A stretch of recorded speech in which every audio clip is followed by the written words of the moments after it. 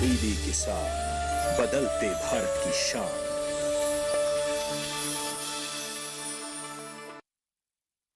मंडी.com के सह प्रायोजक हैं agriculture insurance company of India limited. संपन्न भारत की पहचान, बीमित फसल, खुशहाल किसान।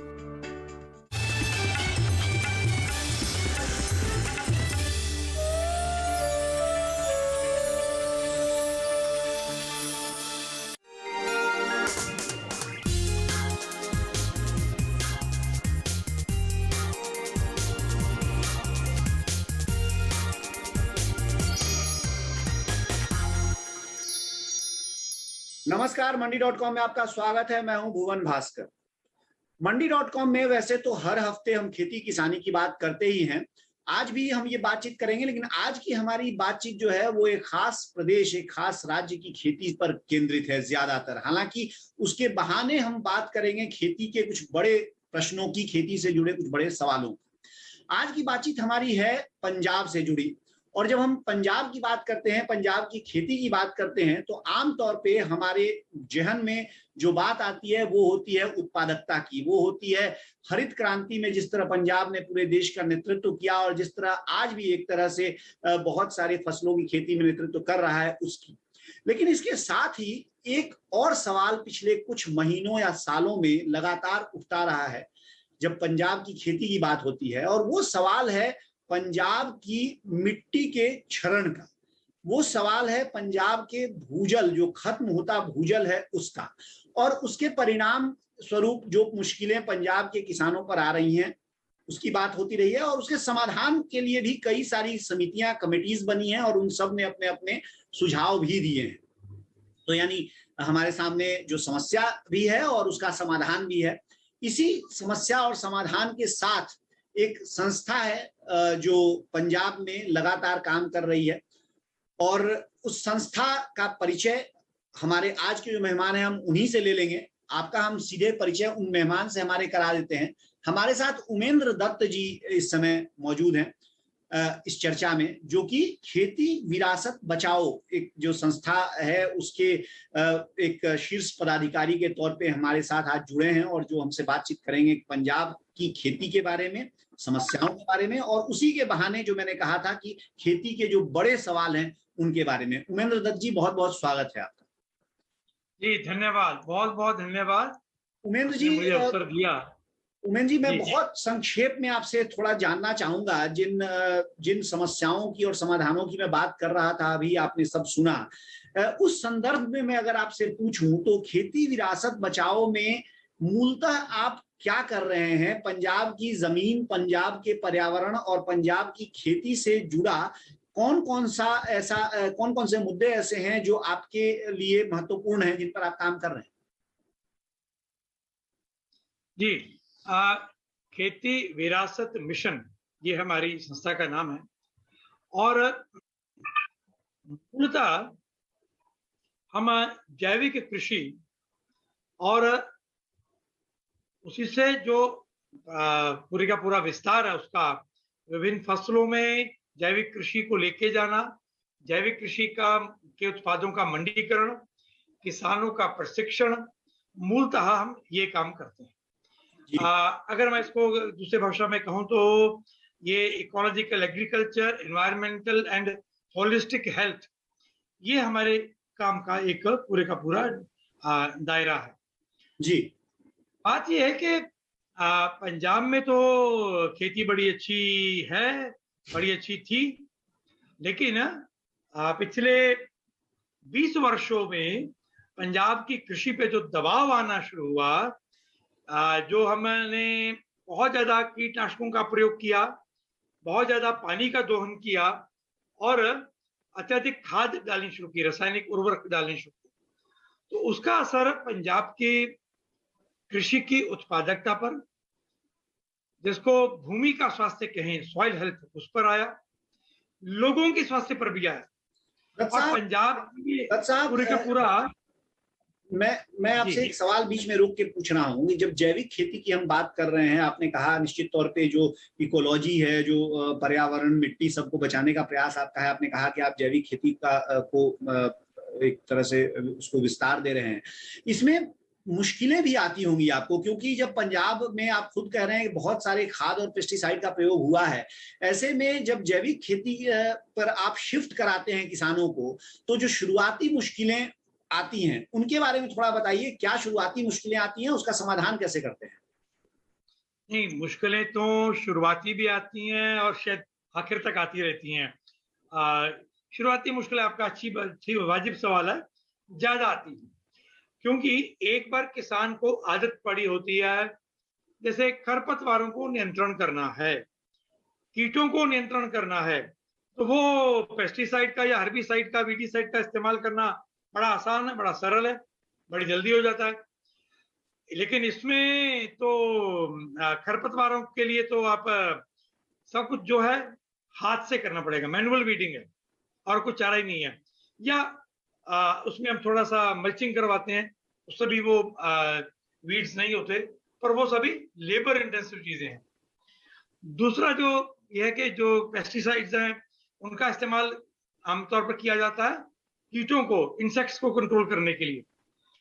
लेकिन हमारे यहाँ तो कीटनाशकों का प्रयोग करना ही नहीं है, तो उसके लिए आपको तरह तरह के ये तो ट्रैप लगाने हैं, या कंपेनियन क्रॉप लगानी है, या ट्रैप क्रॉप लगानी है, या फिर आपको खेत में उतर के उसके पत्ते पलटने होंगे फसलों के, देखना होगा, समझना होगा कोई पेस्ट अटैक तो नहीं आया, किसी ने अंडे तो नहीं दिए।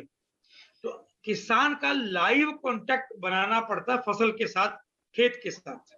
उसको एक एक पौधे की दशा, दिशा, दुर्दशा सब मालूम होती है, और वो देख लेता है कि इसके पत्ते के पीछे पलट के देखना पड़ता है, क्योंकि अंडे नीचे देते हैं वो पतंगे, तो वो कोई अंडा तो नहीं है।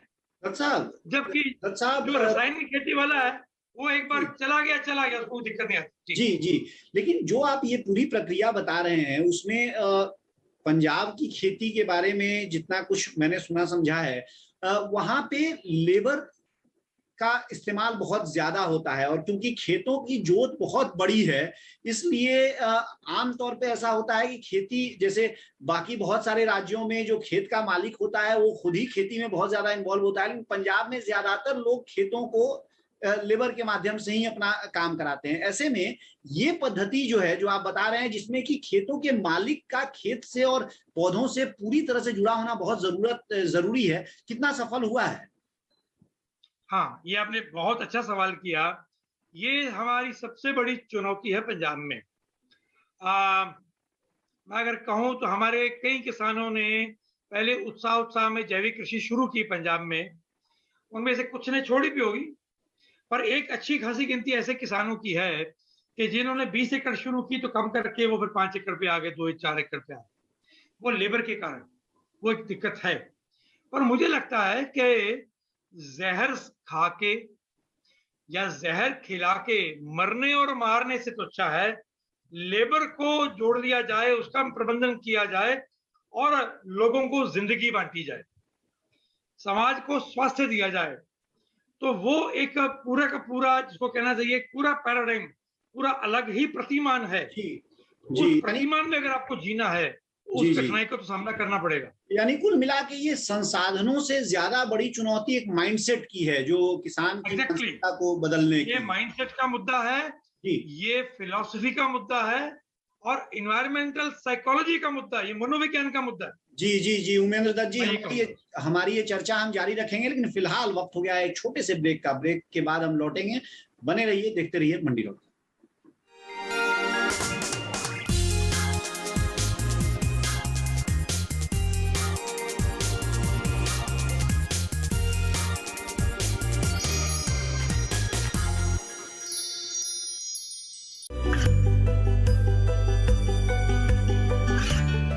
गांवों और पिछड़े क्षेत्रों में सरकारी योजनाओं की जानकारी पहुंचा। देश में कौशल और क्षमता विकास कर ग्रामीणों को सामाजिक बदलाव और विकास से जोड़ने की दूरदर्शन किसान की पहल चौपाल चर्चा देखें सोमवार से शुक्रवार सुबह 9 बजे।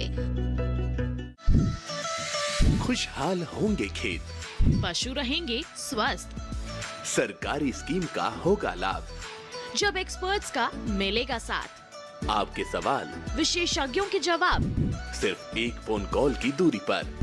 देखिए किसानों का अपना प्रोग्राम हेलो किसान, सोमवार से शुक्रवार शाम 6 बजे से सिर्फ दूरदर्शन किसान पर।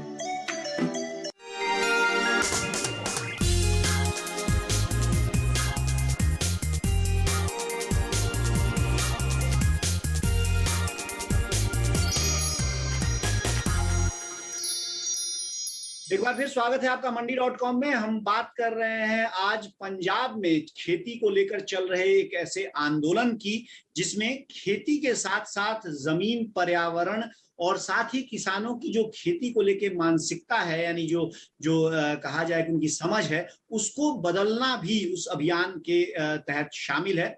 खेती विरासत मिशन नाम के इस अभियान, इस आंदोलन के एग्जीक्यूटिव डायरेक्टर उमेंद्र दत्त जी हमारे साथ बने हुए हैं इस पर चर्चा करने के लिए, और हम इस पर बातचीत कर रहे हैं। दत्त साहब, एक चीज और मैं थोड़ा समझना चाहूंगा, जो पंजाब को लेके जो चर्चा खेती की लगातार होती रही है, उसमें क्रॉप डाइवर्सिफिकेशन एक बहुत बड़ा मुद्दा है, क्योंकि अहलुवालिया कमेटी जो पिछले साल बनी थी उसने भी ये कहा, जो आप लगातार विषय उठा रहे हैं कि भूजल खत्म होता जा रहा है, और वहां उन्होंने कहा कि जब तक क्रॉप डाइवर्सिफाई नहीं किया जाएगा, जब तक धान की खेती को थोड़ा कम नहीं किया जाएगा, तब तक ये समस्या सुलझने वाली नहीं है। इस अगर एंगल से बात करें, इस मोर्चे पर आपका अनुभव क्या है और किस तरह की सफलता आपने हासिल की है? ये बहुत ही अच्छा सवाल है।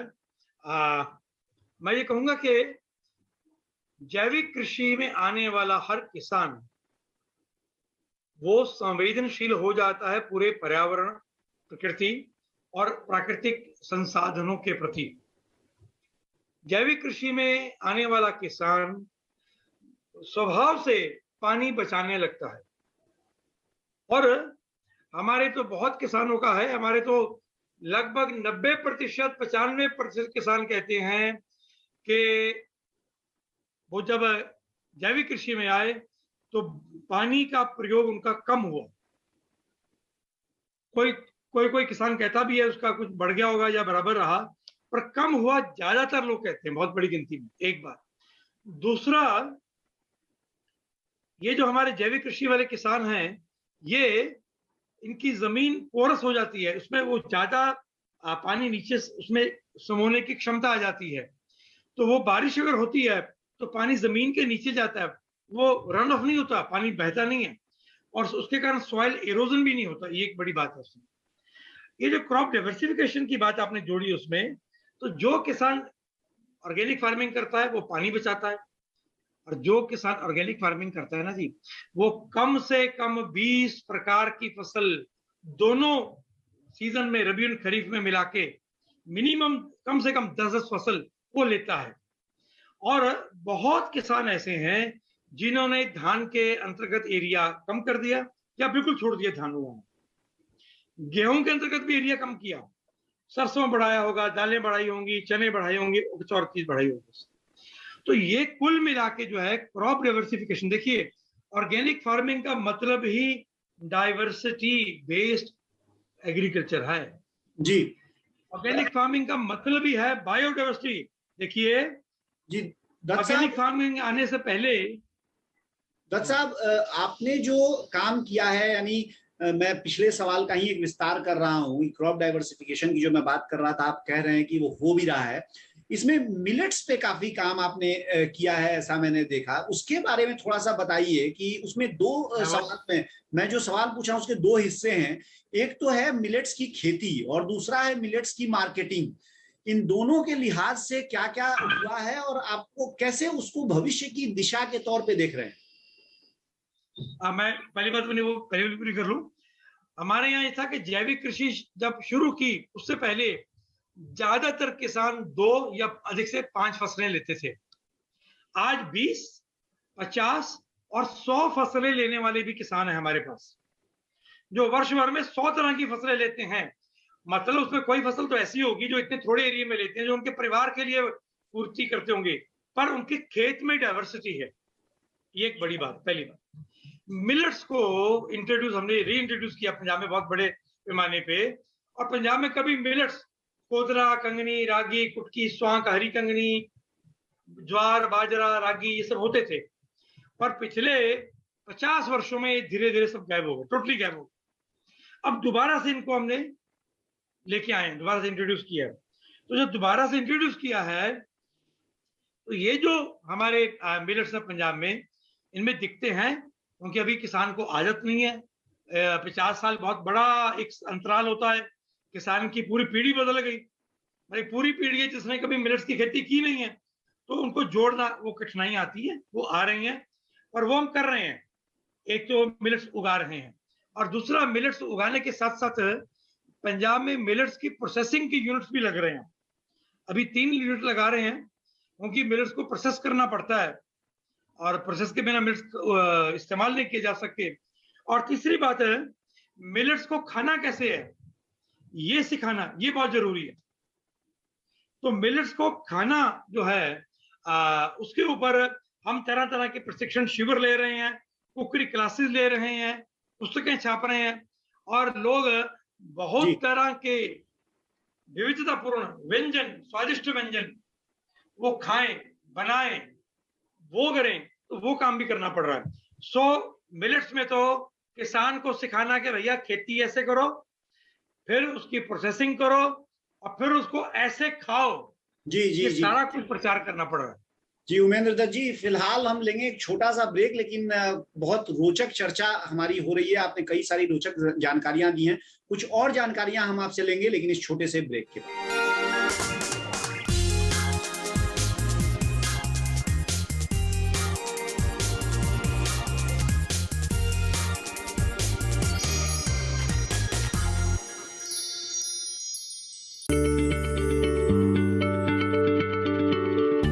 क्या आप किसी बीमारी से परेशान हैं? चाहते हैं डॉक्टर की सलाह? तो हम हैं आपके साथ, बताएंगे आपको जीने की राह। समस्याएं आपकी, समाधान देश के मशहूर विशेषज्ञों के। घर बैठे बात करें देश के जाने माने डॉक्टरों से। हमारे लाइव प्रोग्राम स्वस्थ किसान में हर शनिवार शाम 6 बजे से 7 बजे तक। ये कामयाबी है अन्नदाता की, ये कहानी है खेत और खलिहानों की। कैसे करें अपने पशुओं की देखभाल, जानिए गांव-गांव के किसानों का हाल। देखिए गांव किसान, सोमवार से शुक्रवार दोपहर 12 बजे सिर्फ डीडी किसान पर।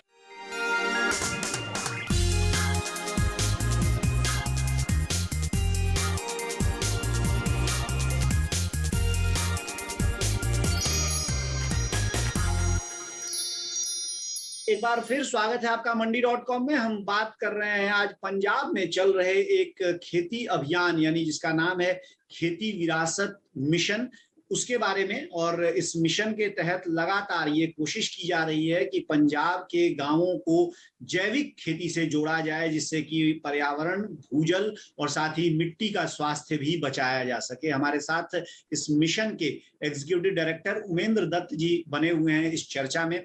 दत्त साहब, अभी तक हमने बात की ज्यादातर उत्पादन के बारे में, और अभी अभी आपने बताया कि मिलेट का जो मार्केटिंग एस्पेक्ट है, जो उसका उपभोग बढ़ाने के लिए किस तरह से आप बाजार भी तैयार कर रहे हैं और प्रोसेसिंग वगैरह भी हो रहा है। ये सारी जो प्रयास हो रहे हैं, ये निजी तौर पे किसानों को लेके साथ आप कर रहे हैं, या कोई एफपीओ बेस्ड मॉडल आप पकड़ते हैं और किसानों के समूहों के साथ एक साथ काम कर रहे हैं? असल में तो ये दोनों तरह चीजें हैं। एफपीओ का मॉडल तो अभी आया है हाल फिलहाल में। हम तो काम अब 1.5-2 दशक से कर रहे हैं, तो तब तो एफपीओ का मॉडल था भी नहीं। हाँ, हमारे एफपीओ हैं, कुछ बने हैं, पर उन एफपीओ को सफल करना ये एक बड़ी चुनौती है। पहली बात तो ये है। दूसरा जो है वो ये कि ये जो हमारे एफपीओ हैं, इसमें किसान इन्वॉल्व हो जाए तो किसान की मानसिकता बदलने की भी आवश्यकता है। तो सरकार जहां पैसा फेंक रही है अगर मैं निवेदन करूं इस दूरदर्शन के कार्यक्रम के माध्यम से, सरकार जहां पैसा दे रही है नाबार्ड के माध्यम से कि किसान ये शुरू करे, उसकी मानसिकता जो है वो मिलके काम, सामूहिकता, टीम वर्क, इसके लिए लोगों को मेंटली प्रिपेयर करना पड़ेगा। तो उस पर भी काम करने की आवश्यकता है। ये थोड़ा साइकोलॉजी का पार्ट है, पहली बात हुई है उसमें। तो हमारी कुछ एफपीओज बन रही हैं, कुछ और लोगों ने बनाई हैं, उनके साथ भी काम कर रहे हैं। सेल्फ हेल्प ग्रुप बन रहे हैं, तो वो उनके साथ काम कर रहे हैं। और लेकिन इंडिविजुअल भी जो है, मतलब बिना एफपीओ बनाए भी लोगों के समूह बने हुए हैं, वो भी काम कर रहे हैं। दोनों उमेश दत्त जी, एक और सवाल मैं, क्योंकि अब समय हमारे पास बहुत कम बच रहा है, तो मैं चाहूंगा कि कुछ जो जरूरी कुछ और बातें आपसे मैं समझ लूं। एक सवाल मैं ये आपसे समझना चाहता हूं कि करीब 2 साल पहले हमने देखा था कि जो अपना आम बजट सरकार ने पेश किया था, पहली बार उसमें ये कहा गया कि खेती को ज्यादा से ज्यादा जैविक किए जाने की जरूरत है। एक तरह से दिशा निर्देश के तत्व के तौर पे उसकी चर्चा की गई। मैं आपसे ये समझना चाहता हूं कि सरकारी हस्तक्षेप कितना महत्वपूर्ण है इसमें, और किस रूप में आपको लगता है कि अगर सरकार का सहयोग या सरकार के प्रयास हों तो वो सबसे ज्यादा प्रभावी होगा, सबसे ज्यादा इफेक्टिव होगा? मुझे लगता है जैविक कृषि पे अगर ये कहूं तो मोदी जी ने आके सबसे ज्यादा काम किया। इस सरकार ने पिछली बार भी थी, और मैं स्वयं जो national task force on organic farming बनाई थी मोदी जी ने, उसमें कुछ 7 ही लोग थे और उन 7 में से एक मैं भी था। तो 3 ही जो है नॉन ऑफिशियल मेंबर्स थे। तो काम तो सरकार ने शुरू किया है, पर डिलीवरी में मुझे लगता है, मुझे शायद कहने में संकोच नहीं करना चाहिए, एक सरकार के शुभ चिंतक के नाते, जैविक कृषि के कार्यकर्ता और जैविक कृषि को बढ़ाने का सपना देखने वाले एक व्यक्ति के नाते, सरकार के कुछ विभागों की मानसिकता या उनकी पूरी की पूरी ओरिएंटेशन बदलने की आवश्यकता है। जी दत्त साहब, मैं एक आखिरी सवाल पूछ रहा हूं आपसे, बहुत छोटा जवाब मैं चाहता हूं क्योंकि समय हमारा लगभग पूरा हो गया है। जैविक की मार्केटिंग में किसानों का सामने आना या उसका कॉर्पोरेटाइजेशन होना, क्योंकि बहुत सारी चीजों में कॉर्पोरेटाइजेशन से काफी फायदे होते हैं, लेकिन हमने देखा है कि जैविक की मार्केटिंग में जब कॉर्पोरेटाइजेशन हो रहा है तो प्राइस प्रीमियम बहुत ज्यादा बढ़ जा रहा है, इतना बढ़ जा रहा है कि वो उपभोक्ताओं में लोकप्रिय होने में उसमें एक बाधा पैदा हो रही है। ये एक अगर समस्या है, आप मानते हैं, तो उसका समाधान क्या है और कैसे कर सकते हैं? ठीक, पहली बात तो ये, आपको साधुवाद इतना श्रेष्ठ प्रश्न पूछने के लिए। बात यह है कि जैविक उत्पादों की मार्केटिंग में कॉर्पोरेट्स अलाउड नहीं होने चाहिए। ये टोटली एफपीओ के माध्यम से या सेल्फ हेल्प ग्रुप्स के माध्यम से ही होना चाहिए, मैं साफ कहूंगा। कारण ये है, जब आप एग्रीगेट कर दो, बहुत बड़ी मात्रा में, एक बड़ी कंपनी है वो 10,000 टन गेहूं इकट्ठा कर रही है, तो भाई साहब कितना भी आप रोका टोका नोका लगा लो, उसकी टेस्टिंग का लोचा रहता है उसमें। अच्छा ये है, एक एफपीओ जिले में है, उस जिले के किसानों का वो सामग्री इकट्ठी कर रही है, क्योंकि जो किसान जैविक कर रहा है वो उसके खेत पे जाके चेक कर सकती है, तस्दीक कर सकती है, प्रमाणिकता उसकी कायम रहेगी। सेल्फ ग्रुप्स को करना चाहिए। मैं आपकी तो मेरा बस आखिरी ये है कि इसमें जो खपतकार हैं, हमारा एक मॉडल है जिसमें फार्मिंग आई है, खपतकारों ने मिलकर किसानों को बनाया। सर, मैं माफी चाहता हूं, लेकिन आपको मुझे रोकना होगा क्योंकि समय अब बिल्कुल हो गया है, लेकिन मुझे लगता है कि आपने अपना पॉइंट रख दिया है, और जैविक खेती में अगर किसानों के जरिए मार्केटिंग को बढ़ावा दिया जाए तो ज्यादा लाभप्रद होगा, ऐसा कहना है हमारे मेहमान उमेंद्र दत्त जी का। बहुत बहुत शुक्रिया आपका, बहुत बहुत धन्यवाद दत्त साहब आज हमारे साथ कार्यक्रम में जुड़ने के लिए और ये सारी बातें हमारे साथ साझा करने। तो ये थे उमेंद्र दत्त, जो खेती विरासत मिशन के एग्जीक्यूटिव डायरेक्टर हैं, और जो बात कर रहे थे कैसे पंजाब में वो खेती में जैविक को बढ़ा रहे हैं। फिलहाल अब मुझे दीजिए इजाजत आज मंडी.com से, लेकिन बने रहिए हमारे साथ, देखते रहिए डीडी किसान, क्योंकि डीडी किसान पर खबरों और कार्यक्रमों का सिलसिला जारी। आपकी राय हमारे लिए बहुत महत्वपूर्ण है। आप हमारे टोल फ्री नंबर पर कॉल कर सकते हैं और अपनी राय दे सकते हैं। साथ ही आप ईमेल के जरिए भी हमें अपनी राय दे सकते हैं। हमारा ईमेल पता है ncdexmandi@gmail.com।